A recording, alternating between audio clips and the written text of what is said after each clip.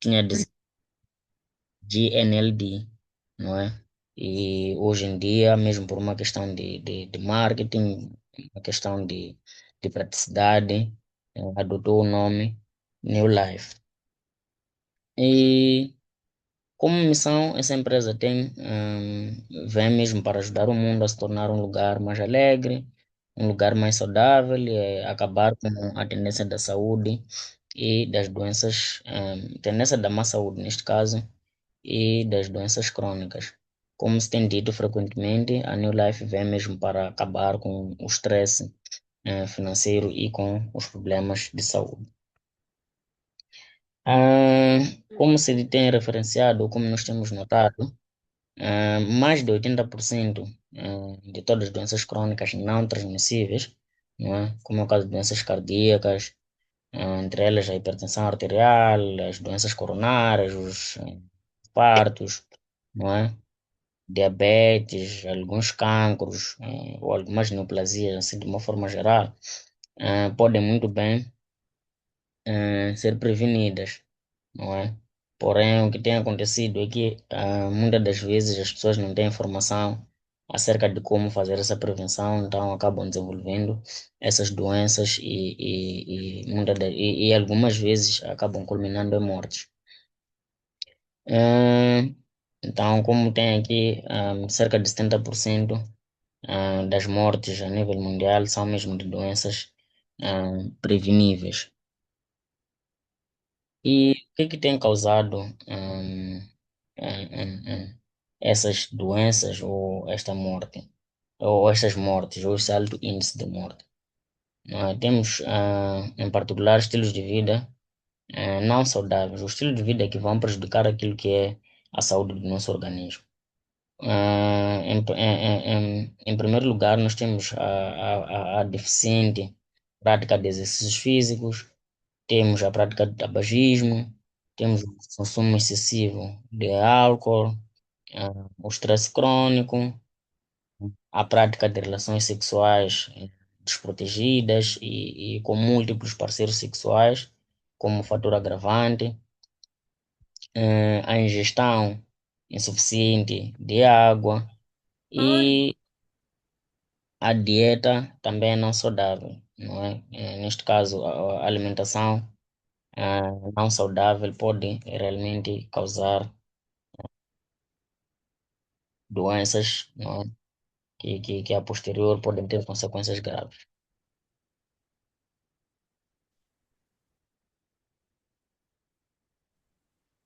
Hum, a New Life, como eu já tinha dito, é uma empresa de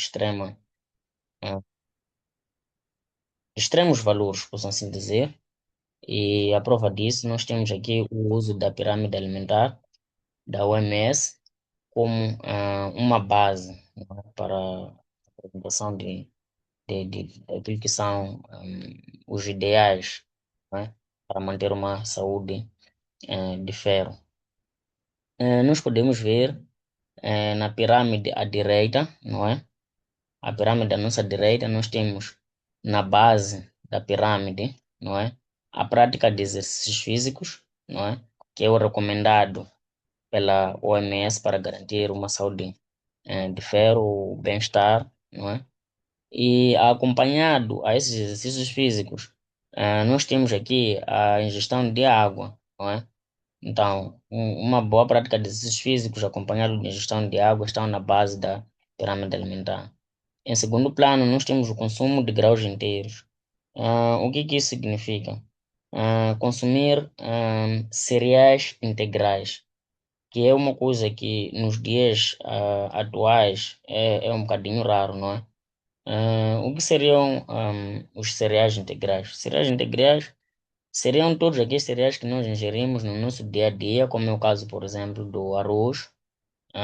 Mas, como nós sabemos, o arroz que nós consumimos já vem com o germe retirado, que é a parte externa do arroz, não é? Naquele processo, ahm, ou durante o processamento do arroz, é retirado o germe, então o arroz acaba já não se tornando integrado. E é aquela parte do germe que vai conter a maior parte dos nutrientes daquele arroz que nós ingerimos. Então, se nós perdemos aquele germe, já não estamos a consumir grãos inteiros, então perdemos muitos nutrientes. O mesmo acontece com o milho, por exemplo. A parte do farelo, que é retirado, é dado aos animais, é a parte que contém a maior parte dos nutrientes, não é? Então, ao ingerir o milho sem aquela porção do farelo, nós acabamos perdendo aqueles nutrientes. A posterior, nós temos os frutos e vegetais, que são fonte equívoca de glicose, de açúcar, não é? E outros nutrientes que podemos lá encontrar. E, em penúltimo lugar, nós temos a ingestão de proteínas, que pode ser. Senhor Alfredo, vamos pedir para desligar o micro, por favor. Diamante Alfredo. Ok, muito obrigado. Ok. Temos aqui, quase no topo da tabela, a ingestão de proteínas. Essa ingestão de proteínas pode ser mesmo por meio de origem vegetal ou animal, sendo mais aconselhado o consumo maioritário de proteína vegetal. E, por fim, ou no topo da tabela alimentar, temos as gorduras e os açúcares, não é? Nós sabemos, temos alguns alimentos ricos em gordura, como a carne de porco e por aí em diante, e outros açúcares, como é o caso de refrigerantes e por aí em diante. Então, estão lá no topo da tabela da OMS mesmo, porque é o menos recomendado, ou melhor, é o que deve-se consumir em menor quantidade na nossa dieta alimentar. Mas o que tem acontecido é que nós invertemos essa tabela alimentar. Como nós podemos ver à nossa esquerda, nós temos feito exatamente o contrário, não é? Se puderem ver, a tabela esquerda mostra a pirâmide do bem-estar típica, que é aquilo que nós fazemos com maior frequência, não é? Nós consumimos mais gorduras e açúcares aos finais de semana, estamos sempre a consumir, estamos sempre a fazer churrascos com refrigerantes lá, não é? E outras bebidas pouco saudáveis. Temos também, ingerimos ainda menos proteínas, ingerimos menos ainda frutos e vegetais, ingerimos menos ainda os grãos inteiros e praticamente quase que não fazemos exercícios físicos. Então, a New Life vem mesmo para nos ajudar ou a nos educar a podermos adotar hábitos mais saudáveis de vida, não é? Mesmo para garantir uma vida mais saudável, posso assim dizer. E isso vai influenciar positivamente na fertilidade do homem. Então, se nós temos uma vida regrada, uma vida com hábitos saudáveis, é claro que isso vai influenciar diretamente na fertilidade do homem. Então, como já dizia anteriormente, esta é a função básica da New Life, não é, que é educar as pessoas a perceberem que é possível ter uma vida saudável, apesar do século em que nós nos encontramos. Como um exemplo típico, trouxe-se aqui a parábola da semente e do solo, que é uma parábola cristã, não é? Em que Jesus fez aqui uma analogia, fez uma comparação entre o corpo humano e o solo, os espermatozoides e as sementes, não é? Nós, aliás, a New Life, ou nós como a New Life, usamos essa parábola como uma analogia, não é? Para aquilo que é a nossa vida cotidiana. Então, analisando, nós olhamos para o nosso corpo como sendo o solo. Então, se o nosso corpo é o solo e os espermatozoides são a semente, imagina que tu tens um solo que não é tratado, que não é. Nós sabemos que o solo, antes de semearmos, nós temos que fazer a lavoura, nesse caso. Temos que preparar o solo para poder colocar lá as sementes a posterior. Então, se nós não tratamos desse solo, não colocamos lá adubos, não tiramos lá as impurezas, não tiramos lá o capim e por aí em diante, o solo não vai estar saudável. Ou seja, o corpo humano, se não for tratado devidamente, não vai dar uma boa fertilidade, não é? Então, por mais que os espermatozoides, que são as sementes, estejam saudáveis, se o corpo não estiver saudável, a fertilidade vai estar diretamente comprometida, não é? Então, temos aqui uma comparação relacionada ao solo rochoso, não é? Esse solo rochoso como nós sabemos, um solo cheio de pedras, não é? Em que se diz, por exemplo, se tu tens um solo cheio de pedras e plantas lá uma semente, a semente até pode tentar crescer, mas ela não vai conseguir desenvolver o suficiente para gerar frutos. Por quê? Porque o solo está cheio de pedras, então não vai conseguir proliferar ou não vai conseguir espalhar bem ou fixar bem as sementes no solo a ponto de poder se nutrir como deve ser, não é? Então, o que seriam essas pedras no solo? Uma alimentação desregulada, o tabagismo que já referimos, consumo de álcool, sedentarismo, estresse diário que nós temos e outros fatores que podem influenciar negativamente na qualidade dos espermatozoides ou ainda do sêmen no geral. Temos ainda solo com espinhos, por exemplo. Dá-se como exemplo as doenças e o meio ambiente em que nós nos encontramos. Se nós temos doenças que vão influenciar ou que, vamos lá supor, uma infecção, por exemplo, como é que nós esperamos que uma infecção a nível do sistema reprodutor masculino permita que uma pessoa consiga reproduzir? Não é? Em casos, por exemplo, de pessoas que praticam relações sexuais desprotegidas, podem adquirir uma ITS e essa ITS vai comprometer diretamente a capacidade dessa pessoa poder fecundar ou de poder engravidar, não é? O meio ambiente, estamos num local em que está cheio de impurezas, vamos dar exemplo das zonas industriais na Matola, por exemplo. A pessoa tem sempre a ingestão de aquelas impurezas nas fábricas, não é? Dióxido de carbono e outras impurezas a nível do meio ambiente vai influenciar negativamente na qualidade dos espermatozoides. Então, pode influenciar que negativamente na fertilidade dessa pessoa. E por fim, temos o exemplo do corpo do solo fértil, que é o corpo saudável, nesse caso, bem cuidado. Então, se nós temos um corpo saudável, um solo bem cuidado, não é? E temos uma semente também bem cuidada, que é o espermatozoide, nesse caso, a probabilidade da pessoa garantir uma boa fertilidade é muito maior. Então, é importante que a gente tenha uma alimentação saudável, faça exercícios físicos, controle o estresse diário, sempre que possível fazer exames rotineiros com profissionais de saúde qualificados. Então, isso tudo, esse leque de atividades vai garantir com que a pessoa tenha uma fertilidade mesmo de ferro. Então, estamos aqui a falar fertilidade, infertilidade. Então, o que seria essa infertilidade masculina?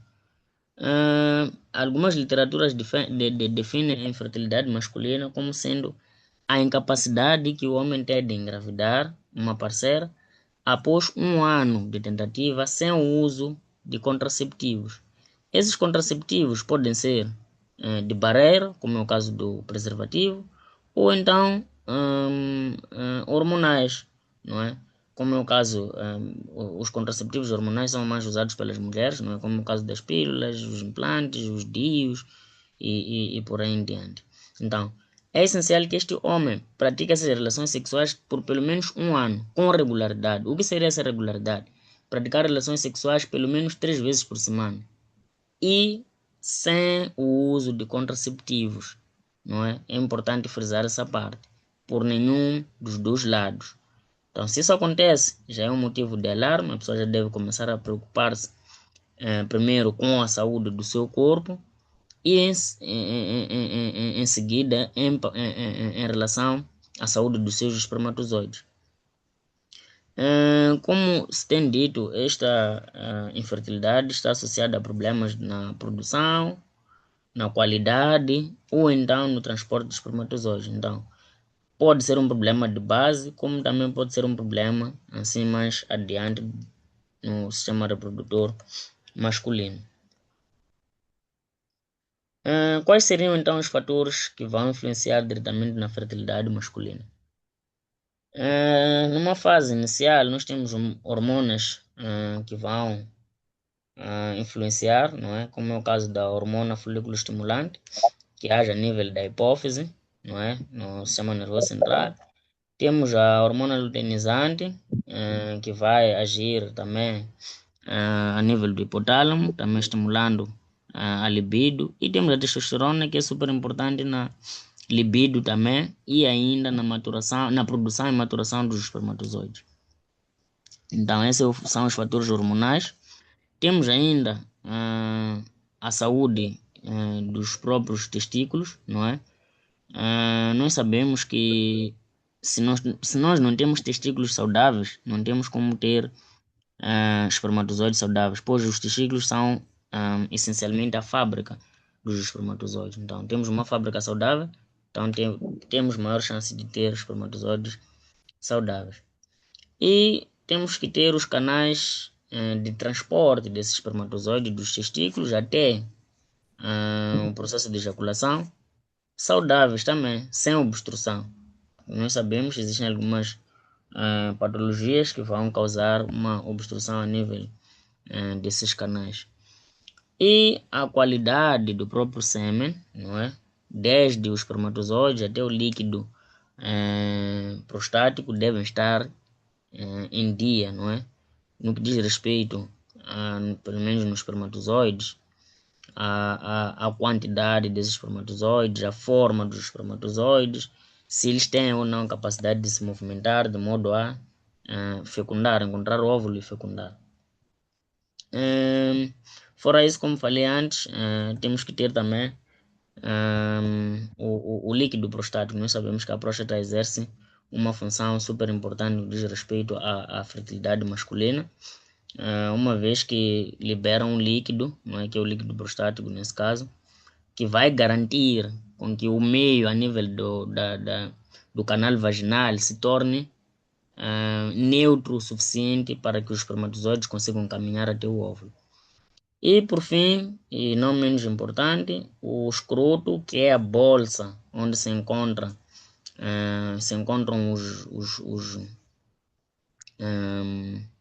os testículos, não é? E o epidídimo, a vesícula seminal e o canal deferente até encontrar a uretra devem estar, ou esse escroto deve estar com uma temperatura ideal, não é? Porque, como nós sabemos, uma temperatura elevada do escroto pode causar uma desnaturação ou morte dos espermatozoides ou um desenvolvimento indevido dos espermatozoides. Isso porque as literaturas defendem que a bolsa escrotal tem uma temperatura de 2 a 3 graus Celsius abaixo da temperatura corporal normal. Tendo em conta que a temperatura corporal normal tem-se dito que é de 36,5 a 37,5 graus Celsius, então tirando 2 ou 3 graus Celsius, nós teremos por aí 35 a 34 ou 34,5 a 35,5 graus Celsius de temperatura a nível da bolsa escrotal. A título de exemplo, nós sabemos, para quem é homem, ou, que durante o calor, não é, essa bolsa escrotal geralmente fica mais relaxada. Então, se tu estás, ou se a pessoa está num período em que faz muito calor, consegue notar que os testículos ou a bolsa escrotal está mais para baixo, está mais relaxada, mais à vontade. E isso acontece mesmo porque o organismo tem esse sistema de regulação. Ele consegue perceber que, ok, hoje está muito quente, então vou afastar os testículos o mais longe possível do organismo, mesmo para preservar a saúde dos espermatozoides. Com o frio, o corpo faz o inverso. Ele percebe que está muito frio, retrai o escroto e aquece melhor os testículos e preservando assim a saúde dos espermatozoides. Como nós sabemos ou conseguimos notar, pelo menos para quem é de sexo masculino, é que por vezes até o testículo sobe até essa região inguinal aqui. Então, dá mesmo para perceber que é um mecanismo de regulação muito inteligente que o nosso organismo tem mesmo para garantir uma saúde de ferro da nossa fertilidade. Nós temos aqui alguns exemplos de anomalias que vão afetar a fertilidade. Não vamos desenvolver muito essas patologias, mas é mesmo para que possam ter uma noção assim, geral de patologias que podem interferir na fertilidade masculina. A primeira delas foi aqui listada, é a varicocele. Esta é uma das patologias mais frequentes nos dias que correm, não é? E ela refere-se a uma dilatação das veias a nível da bolsa escrotal, não é? Então, o que vai acontecer? As veias que são hum, responsáveis por drenar o sangue da bolsa escrotal para a circulação, não é? Ou de volta ao coração, podemos assim dizer, encontram-se dilatadas. Então, o que vai acontecer? Vai criar um acúmulo de líquido ou de sangue dentro da bolsa escrotal, não é? Então, é basicamente isso que vai acontecer. Então, impedindo assim o fluxo normal de sangue de volta para a circulação sistêmica. Então, o que vai acontecer? Isso aí vai causar um aumento da temperatura testicular, vai causar também um aumento de pressão dentro da bolsa escrotal, produzindo assim um defeito a nível ehm, da fábrica dos espermatozoides. Ou então um problema a nível da qualidade dos espermatozoides. Pode-se produzir espermatozoides em quantidade, mas sem qualidade. Quais seriam os sintomas dessa varicocele? Pode ocorrer de forma sintomática, a pessoa não notar, apenas apresentar uma distensão ou um aumento da bolsa escrotal, ou então pode causar uma sensação de dor ou peso no escroto e ser sugestivo então dessa patologia.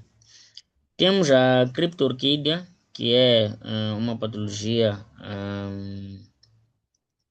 como é que eu posso dizer, da infância ou de nascença, podemos assim dizer. O que isso significa?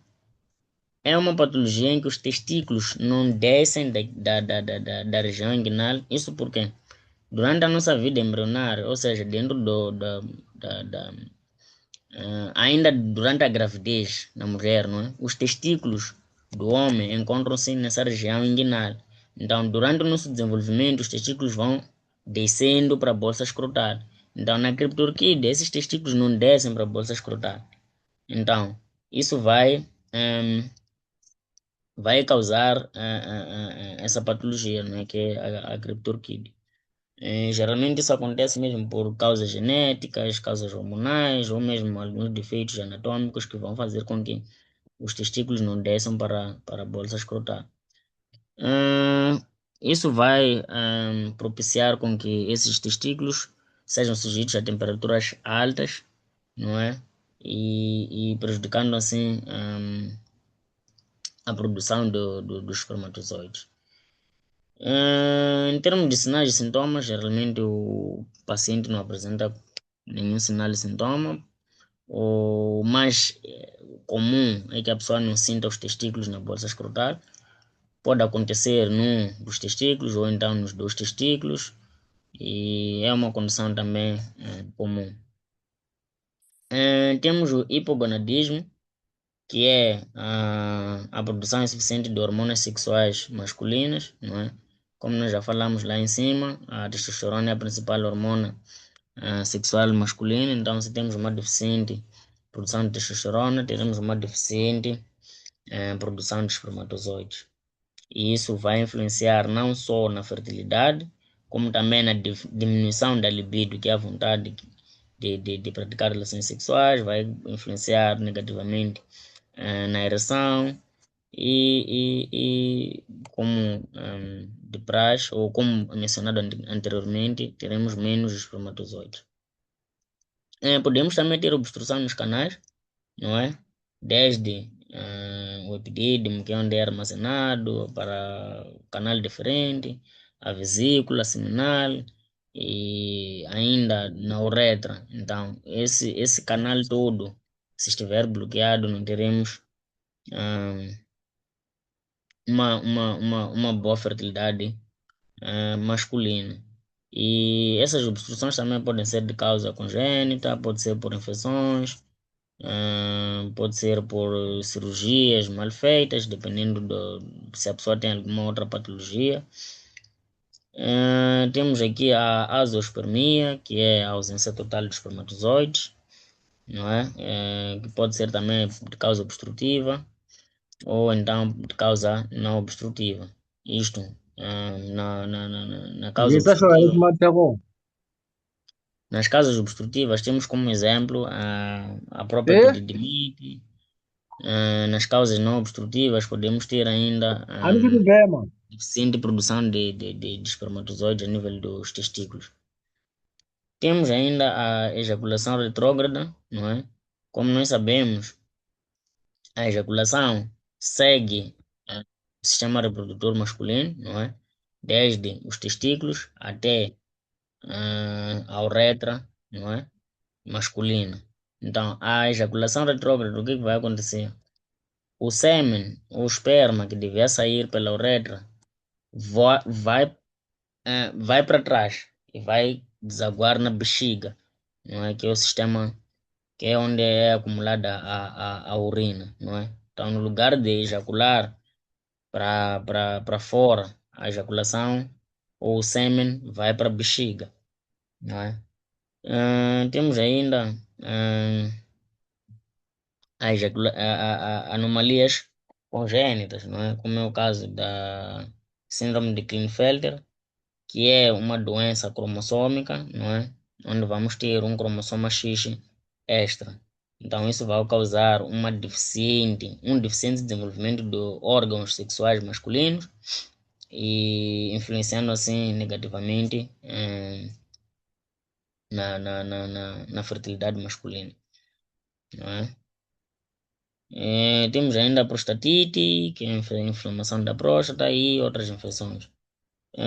Isto vai causar uma inflamação a nível quer da próstata, quer do sistema reprodutor masculino no geral, não é? E danificando ou impedindo a produção normal de espermatozoides. Hum, Aqui, a posterior, temos uma imagem mesmo para mostrar mais ou menos como é que está organizado o sistema reprodutor masculino. Podemos ver mesmo aqui abaixo o testículo, não é? Que é onde é produzido são produzidos os espermatozoides. A posterior, esses espermatozoides vão ser direcionados para o epidídimo, que é onde é feito o armazenamento e a maturação dos espermatozoides. Isso dentro do escroto. Então, temos o canal ou ducto diferente que vai transportar os espermatozoides do epidídimo até a vesícula seminal. Da vesícula seminal, esses espermatozoides vão entrar pela uretra posterior, não é? E na uretra média, não é? Vai desaguar aqui o ducto ou o canal que vem da próstata para receber o líquido prostático, que é para poder garantir. Primeiro, este líquido aqui vai garantir uma boa lubrificação da uretra para passar nos espermatozoides. Segundo, vai garantir que este líquido também vai criar um pH, não é? Vai modificar o pH no canal vaginal, que é para garantir que esses espermatozoides consigam caminhar até a trompa e fecundar o óvulo.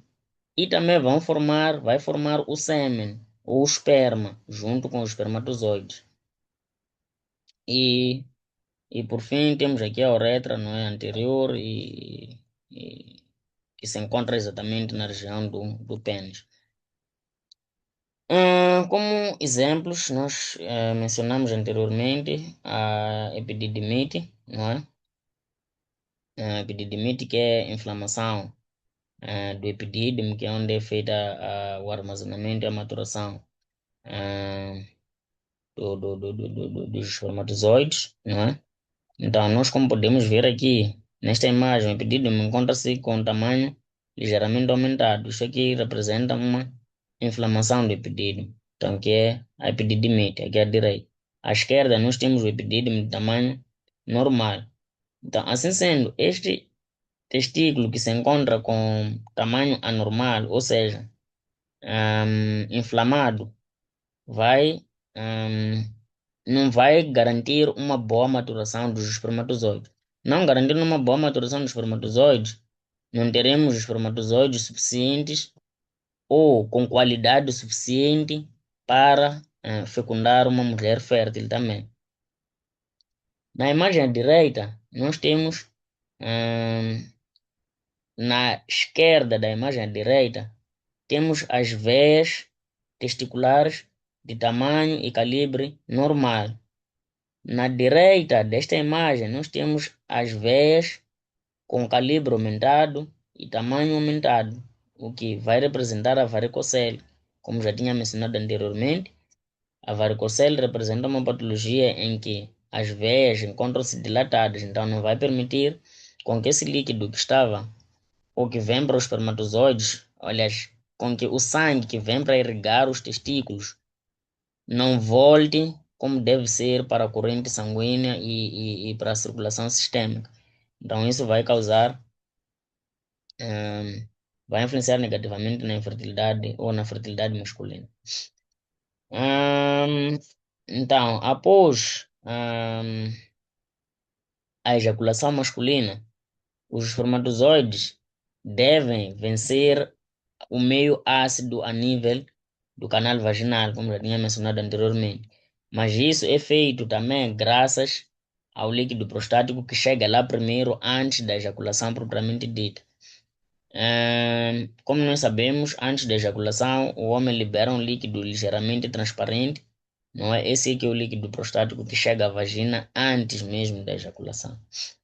Então, esses espermatozoides vão sobreviver àquele meio ácido a nível do canal vaginal, vão atravessar aquele muco todo cervical a nível do colo uterino e vão alcançar ah, o útero, do útero vão alcançar as trompas. Então, é nas trompas onde haverá a fecundação do óvulo e garantindo assim o desenvolvimento, né, do embrião. Então, tudo isso é super essencial para a fertilidade masculina. Mas para que isso aconteça, o espermatozoide deve estar saudável. Repetimos, o espermatozoide deve estar saudável. E o corpo que alberga esses espermatozoides também deve estar saudável. Então, nós temos aqui uma imagem, não é? Sim, uma imagem com várias imagens no interior de espermatozoides saudáveis e não saudáveis. À nossa esquerda, nós temos um espermatozoide com uma morfologia de um espermatozoide saudável, não é? Então, na extremidade superior, nós temos a cabeça dos espermatozoides com a região do acrossomo. Esse acrossomo é que é responsável por fazer a penetração a nível do óvulo. Temos a cabeça, que é onde tem o material genético para a fecundação. Aliás, tem o material genético do homem. Temos as mitocôndrias, que são responsáveis por garantir energia para esses espermatozoides. Temos a peça intermediária e temos a cauda, que é responsável por fazer esse transporte, esse movimento do espermatozoide. É graças a essa cauda que o espermatozoide consegue se movimentar. É como se fossem nadadeiras. Então, temos aqui alguns defeitos a nível dos espermatozoides que vão fazer com que não haja uma boa fecundação. Esses defeitos podem ser a nível da cabeça. Um dos defeitos mais comuns nós podemos ver aqui é um espermatozoide com duas cabeças, então aqui a probabilidade de fecundação será menor. Temos aqui outros exemplos. Temos também defeitos a nível da peça intermediária, como nós podemos ver aqui à esquerda. Temos ainda defeitos a nível da cauda. Um dos mais comuns também temos aqui a cauda dupla, né? Temos também a cauda meio espiralada deste lado. Então, esses defeitos todos aqui vão contribuir negativamente para a fertilidade masculina. Falando de infertilidade, nós temos que saber, basicamente, como diagnosticar um indivíduo que se suspeita de infertilidade, não é? Um dos exames mais comuns que se tem feito, fora o quadro clínico que nós já falamos lá atrás, dependendo da causa que o paciente ou a pessoa vai apresentar, existem exames, né? Então, o espermatograma é um dos exames mais comuns, não é? Que tem como objetivo avaliar a quantidade e a qualidade dos espermatozoides. A qualidade, o que seria? Seria voltar para esta imagem aqui, não é? E tentar ver se os espermatozoides não apresentam nenhum desses defeitos. Ah, ver a motilidade dos espermatozoides também. Ver se eles têm a motilidade suficiente ou adequada para garantir uma fecundação adequado. Esse espermograma é feito, como o próprio nome já diz, com base na avaliação dos espermatozoides. Então, deve-se colher o sêmen, não é, para um espermograma, e isso é feito por meio de uma masturbação. Então, o homem deve fazer uma masturbação dentro do laboratório clínico, mesmo que é para garantir que esteja num ambiente saudável ou num ambiente adequado para fazer essa colheita. Não é? Então, esse ambiente deve ser fresco e livre de contaminação. Então, o paciente, antes de fazer a colheita, deve ter um período de abstinência sexual de 2 a 5 dias, ou então 2 a 7 dias, dependendo do laboratório, de modo a garantir uma quantidade adequada de espermatozoides. Então, vai-se avaliar também o volume do sêmen, a quantidade total de espermatozoides, a morfologia, o pH, não é? E a viscosidade deste espermatozoide. Então, como disse, é feito de 2 a 5 dias ou de 2 a 7 dias, ahm, dependendo do laboratório. Então, o tratamento para essa infertilidade seria, a priori, tratar a causa de base, tratar a doença que está a causar essa infertilidade, se for um caso de doença. Se for a varicocele, geralmente faz uma cirurgia ou embolização, não é? Como nós sabemos, varicocele é a dilatação das veias testiculares. Embolização consiste no processo de retirada do que está a causar essa obstrução a nível das veias, a ponto de causar essa dilatação.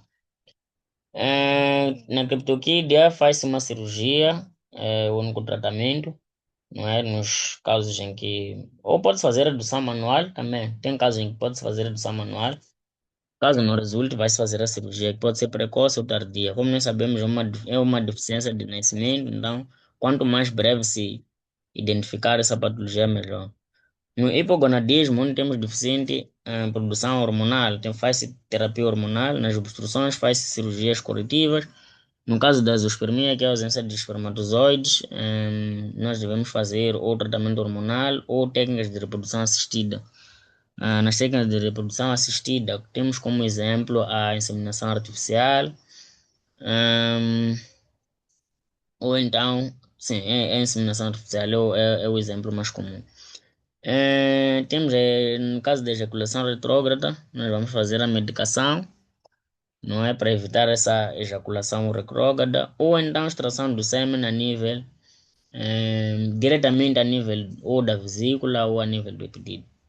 No caso de infecções, vamos fazer antibióticos, e dar seguimento ao doente mesmo para garantir uma melhor fertilidade. Quais seriam então os casos em que se recomenda as técnicas de reprodução assistida? Em casos em que há uma infertilidade masculina moderada grave, não é? O paciente não consegue conceber já há bastante tempo, então vai-se mesmo optar pela reprodução assistida, ou então quando já se tentaram todos os métodos possíveis mais para cima, como já mencionamos lá em cima, no caso dessas patologias, já se tentou realizar todas as possíveis soluções aqui e nenhuma delas resulta, então vai-se optar pela terapia, pelo tratamento de reprodução assistida. Em casos em que temos idade avançada no casal, não é? Nós sabemos que existem certas idades em que hum, já não é, já não é tão fácil assim a pessoa conceber, não é? Então pode-se optar pela técnica de reprodução assistida. Como nós sabemos, recomenda-se, por exemplo, que os homens, ou as mulheres, nesse caso, tenham filhos, vamos supor, até no máximo 35 anos. Então, depois daí já se considera um bocadinho arriscado, mesmo por conta da questão hormonal, depois mesmo questões de saúde mesmo das mulheres. Então, nos homens, idades superiores a 45, 50 anos também, já se pressupõe que a saúde sexual e reprodutiva desta pessoa já tende a regredir um bocado. Então, se temos idades superiores a essas e a pessoa tem dificuldade em conceber, então opta-se mesmo pelas técnicas de reprodução assistida. Problemas anatômicos ou funcionais, como é o caso da criptorquídea, e, por exemplo, descobre-se que a pessoa tem criptorquídea em idade muito avançada, então pode-se mesmo optar por essa opção, não é? Doenças genéticas ou hereditárias, como é o caso da síndrome de Klinefelter, como já mencionamos lá atrás. Falhas repetidas em tentativas anteriores, ok? Tentou-se a reprodução assistida a primeira vez, tentou-se a segunda vez, então praticamente acaba sendo a única opção para poder conceber.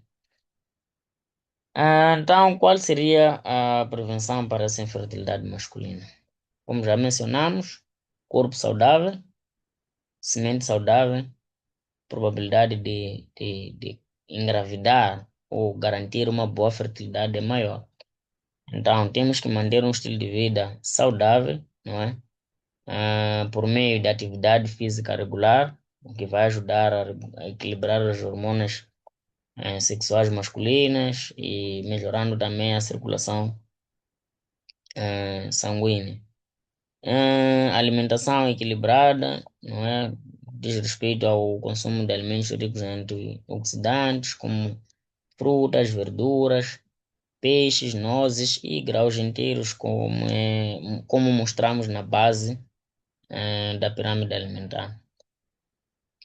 Temos que evitar a obesidade, pois nós sabemos que o excesso de peso devido à gordura pode afetar a produção de testosterona, não é?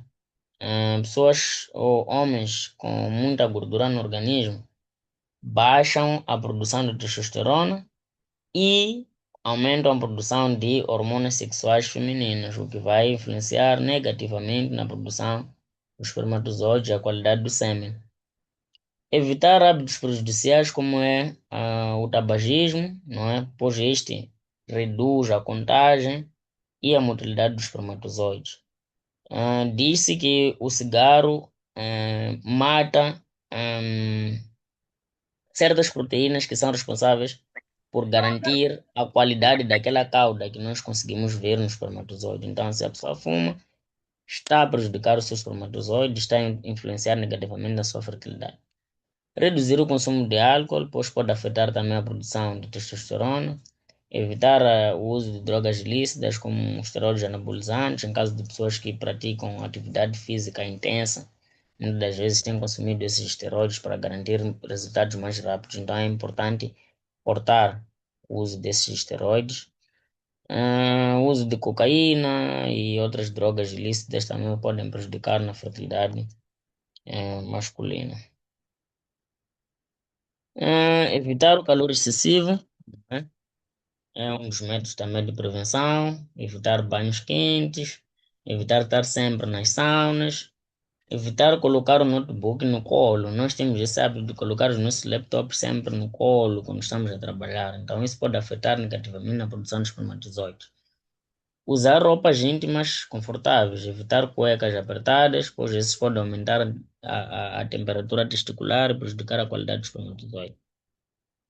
Proteger-se também contra impactos. Nós sabemos que nós, os homens, ou as pessoas no geral, como nós sabemos, devemos praticar atividades físicas, uma delas é a prática de esportes, mas para isso nós temos que evitar impactos a nível do nosso sistema reprodutor masculino, no caso dos testículos, do pênis.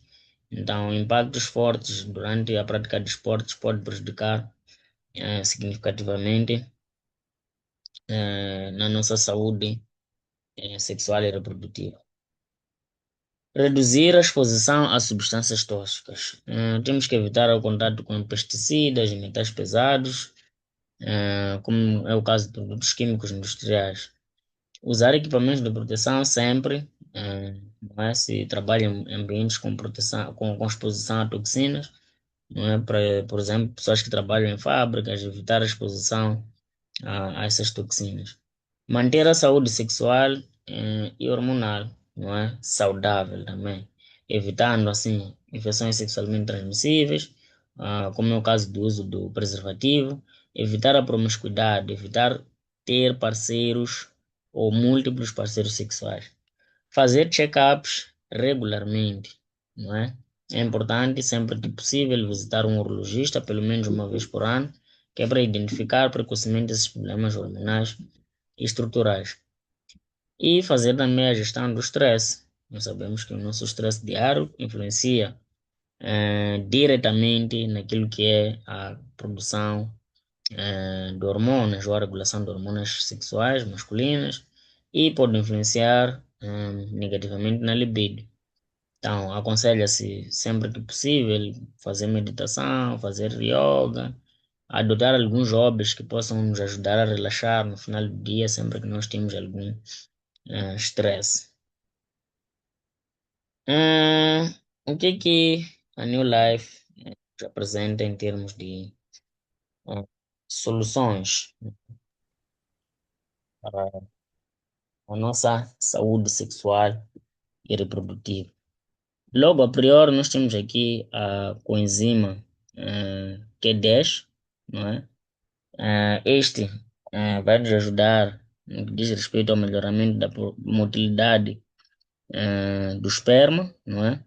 Como já mencionei anteriormente, o espermatozoide tem uma cauda, então esse coenzima Q10 é super importante para melhorar as taxas de motilidade dos espermatozoides, melhorando assim a sua concentração também, não só a nível da sua motilidade. Hum, Aconselha-se a ingerir esta coenzima Q10 cerca de 100 a 300 miligramas por dia. Então, pode-se consumir essa quantidade diariamente sem nenhum problema. Muito pelo contrário, ele vai nos ajudar sempre a garantir uma vida sexual e reprodutiva em dia. Temos a vitamina E. Este vai proteger os espermatozoides do estresse oxidativo e vai melhorar também a motilidade dos espermatozoides. E um fato importante é que este também ajuda a reduzir os danos a nível do DNA dos espermatozoides. Como eu disse, ali na cabeça dos espermatozoides é onde está reservado a informação genética do espermatozoide. Então, ele ajuda a preservar aquela informação genética que os espermatozoides apresentam. Então, aconselha-se geralmente a consumir cerca de 500 a 1000 miligramas por dia de vitamina E. Isto equivale a mais ou menos 2 cápsulas a 3 cápsulas de vitamina E por dia. Temos ainda o TreNN. Nós sabemos que o TreNN é a base da alimentação. Então, ele é rico em grãos inteiros. Então, este vai nos ajudar a garantir que a vida das células esteja saudável. Como nós sabemos, o TreNN trabalha a nível da membrana celular ou a nível da parede celular, garantindo com que a entrada e a saída de nutrientes a nível da célula seja eficaz. Então, como nós sabemos, se a nível da parede celular nós temos alguma patologia que vai impedir ou a saída de impurezas ou a entrada de nutrientes, Então não teremos uma célula saudável nem para receber aqueles nutrientes provenientes dos suplementos que eu mencionei anteriormente. Então ele vai garantir, assim, de uma forma geral, uma saúde de ferro para os órgãos reprodutivos, em particular para os testículos. Temos o Masculine Herbal. O Masculine Herbal vai ser específico para a saúde masculina, não é? Então, este vai ajudar a nível da função da próstata e, essencialmente, a nível do equilíbrio hormonal. Vai garantir um bom equilíbrio hormonal, eh, garantindo assim uma boa saúde hormonal.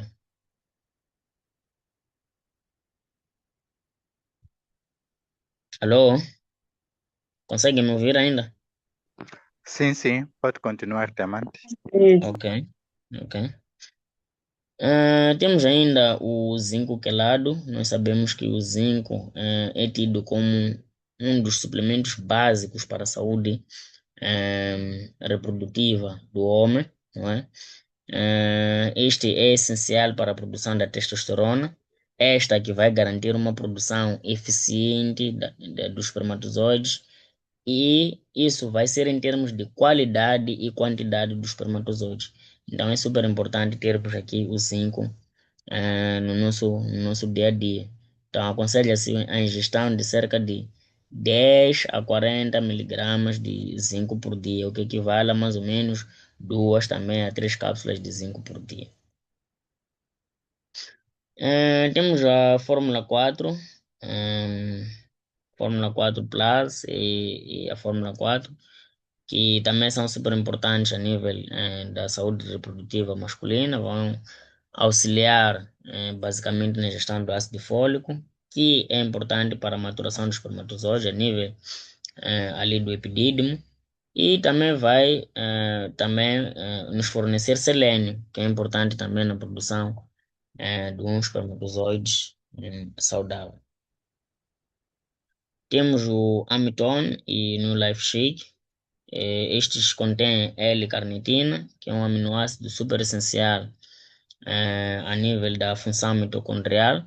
Então, como mostramos nas imagens lá em cima, na imagem normal dos espermatozoides, existe uma porção logo depois da cabeça que é a mitocôndria, que é onde vai ser gerada energia que é suficiente, que é onde é gerada energia suficiente para garantir a motilidade dos espermatozoides. Então, a função mitocondrial estará garantida, então assim, esse espermatozoide vai ter uma boa motilidade, garantindo assim maior probabilidade de fecundação. Temos a vitamina C também, que é um antioxidante que vai ajudar na motilidade e na morfologia dos espermatozoides. Esta vitamina C é super importante fora na oxidação, no processo de antioxidação. Ela é importante também no processo de formação desses próprios espermatozoides. Então é muito importante ter a vitamina C na nossa dieta. Aconselha-se a ingestão de cerca de 200 também a mais ou menos 1000 miligramas de vitamina E por dia, o que vai equivaler também a mais ou menos 2 a 3 cápsulas de vitamina E por dia. Temos o Pro Vitality, que é um suplemento combinado, não é? E vai apresentar vários nutrientes, não é? Entre eles ácidos graxos de ômega 3, que vão também estar associados à vitamina e outros antioxidantes, ajudando assim de uma forma geral na saúde sexual e reprodutiva da pessoa. E como nós dissemos, corpo saudável, ahm, que é o solo saudável, garante também uma semente saudável e uma maior capacidade de reprodução. Então, o Pro Vitality vem fazer um trabalho holístico no corpo humano, um trabalho geral no corpo humano. Então, o Pro Vitality é super essencial também para a saúde sexual e reprodutiva. Hum, temos também aqui como um conselho assim mais amplo, o uso de cosméticos e produtos de limpeza sem químicos que a New Life fornece, não é? Que é para evitar aquela exposição a toxinas, como nós mencionamos anteriormente, e contribuir desta forma, com o uso desses produtos de uma forma positiva para a nossa fertilidade. Então, temos aqui a título de exemplo o Super 10, que é um produto